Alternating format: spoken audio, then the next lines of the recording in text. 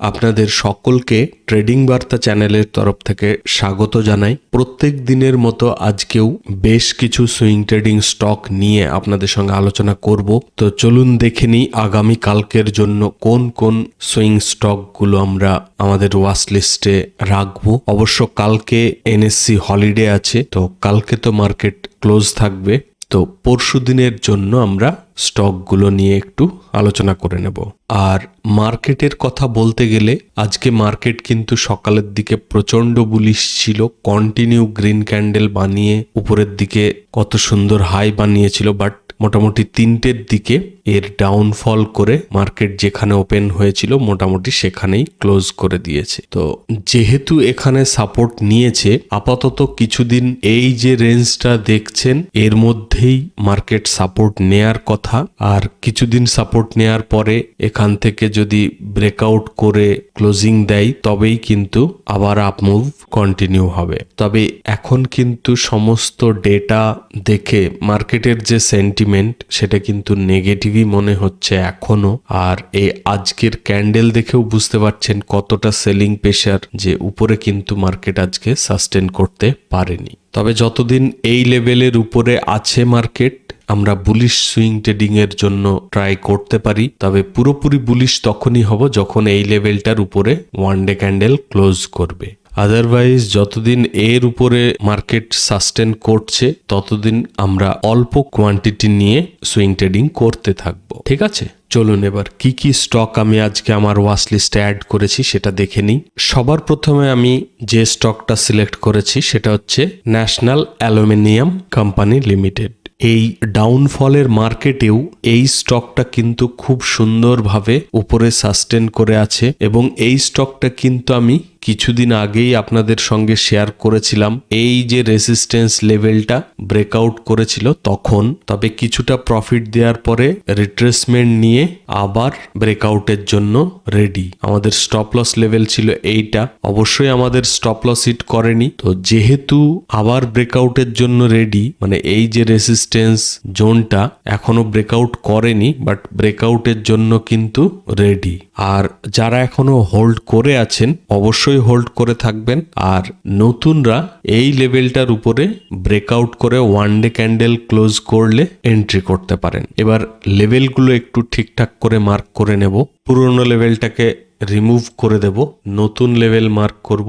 এখানে একটা মার্ক করলাম, এখানে একটা করব। আর নেক্সট হচ্ছে এর যে রিসেন্ট লো আছে সেই লেভেলটা। তো এখন এই স্টকটির কারেন্ট প্রাইস চলছে 240 সামথিং, আর আমাদের রেসিস্টেন্স জোন হচ্ছে 248 মতো। তো 248-এর উপরে যদি ওয়ান ডে ক্যান্ডেল ক্লোজ করে তাহলে আমরা এন্ট্রি করতে পারি। এবার আগামীকালকে যদি 3টের দিকে এর উপরে সাস্টেন করে মার্কেট, তবু এন্ট্রি করা যেতে পারে।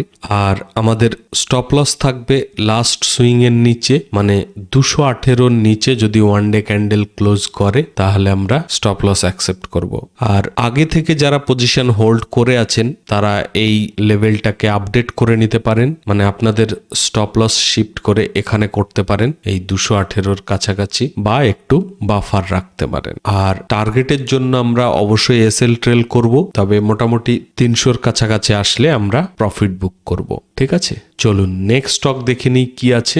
আমাদের নেক্সট স্টক হচ্ছে ইন্ডিয়ান হোটেলস। দুর্দান্ত একটা কোম্পানি, আর এর স্টকটা দেখেই বুঝতে পারছেন কত সুন্দরভাবে কন্টিনিউ আপ মুভ দিয়েই যাচ্ছে। তো এই স্টকটাও কিন্তু আগের মতোই, এটা কিছুদিন আগেই দিয়েছিলাম যখন এই লেভেলটা ব্রেকআউট করে ক্লোজিং দিয়েছিল। তো তারপরে কিছুটা রিট্রেসমেন্ট নিয়ে আবার কিন্তু আজকে ব্রেকআউট করে দিয়েছে। এর আগের স্টকটা মানে ন্যাশনাল অ্যালুমিনিয়াম কিন্তু এখনো ব্রেকআউট করেনি, মানে ওটা হচ্ছে রেডি ফর ব্রেকআউট স্টক। আর এটা কিন্তু ব্রেকআউট করে ক্লোজিং দিয়ে দিয়েছে, মানে এটাতে আমরা ইমিডিয়েট বেসিসে এন্ট্রি করব। তো এখন এর কারেন্ট প্রাইস চলছে 754 মতো। আর আমাদের এই রেসিস্টেন্স জোনের উপরে যদি 1 আওয়ার ক্যান্ডেল বুলিশ বানাই তাহলে আমরা এন্ট্রি করতে পারি। আর স্টপ লসের জন্য আমরা ফিব রিট্রেসমেন্ট টুল নিয়ে এই নিচে থেকে একদম হাই পর্যন্ত মার্ক করব। তো এটা আমাদের গোল্ডেন রেশিও জোন। তো এর নিচে যদি ওয়ান ডে ক্যান্ডেল ক্লোজ করে, আপনারা ফিব রিট্রেসমেন্ট টুল ইউজ না করতে পারলে এই ক্যান্ডেলটা, এই যে গ্রিন ক্যান্ডেলটা এর নিচেই মোটামুটি এসেছে, তো ওর নিচে ওয়ান ডে ক্যান্ডেল ক্লোজ করলে স্টপ লস অ্যাকসেপ্ট করবেন। তবে স্টকটা প্রচন্ড বুলিশ, কন্টিনিউ আপ মুভ দিয়েই যাচ্ছে। আর এর টার্গেটের জন্য আমরা এসএল ট্রেল করব, করে 1000-এর কাছাকাছি আসলে পুরো কোয়ান্টিটি বুক করে নেব।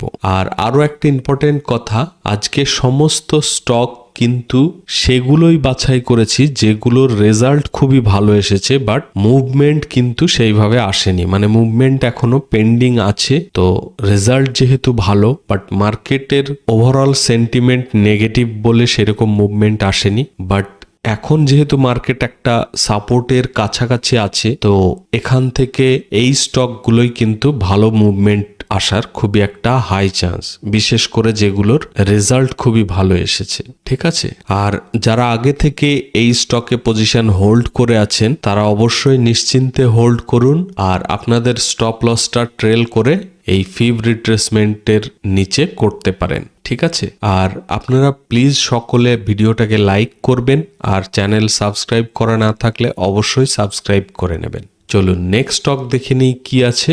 আমাদের নেক্সট সুইং স্টক হচ্ছে করমন্ডল ইন্টারন্যাশনাল। কেমিক্যাল সেক্টর থেকে খুব ভালো একটা স্টক, আর এখন এর কারেন্ট প্রাইস চলছে 1764 মতো, আর আমাদের রেসিস্টেন্স জোন হচ্ছে 1798 মতো। তো এখনো কিন্তু এই স্টকটা ব্রেকআউট করেনি, মানে এটা রেডি ফর ব্রেকআউট স্টক। তো যখন এই রেসিস্টেন্সের উপরে, মানে 1798 এর উপরে ওয়ান ডে ক্যান্ডেল ক্লোজ করবে, বা নেক্সট সেশনে যদি দেখেন যে বিকেল 3টের দিকেও মার্কেট এর উপরে সাস্টেন করেছে, তাহলেও এন্ট্রি করতে পারেন।